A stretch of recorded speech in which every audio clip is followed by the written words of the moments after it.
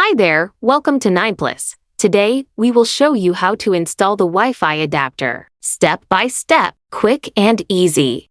Step 1. Plug the adapter into an available USB port on your computer. Step 2. Wait a few seconds for the driver pop-up window to appear. Once it appears, click the message and then double-click Run Autoload, EXE to begin the installation. If the pop-up window does not appear, don't worry.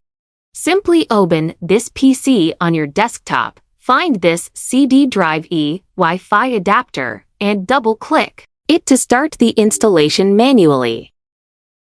Select Yes. Please wait a moment while the driver installs automatically. Step 3. After the installation is complete, click the Wi-Fi icon in the bottom right corner of your screen. Select your Wi-Fi network, enter your password, and then click Next to connect. Setup is now complete. Enjoy your fast and stable Wi-Fi connection with Nineplus. See you next time.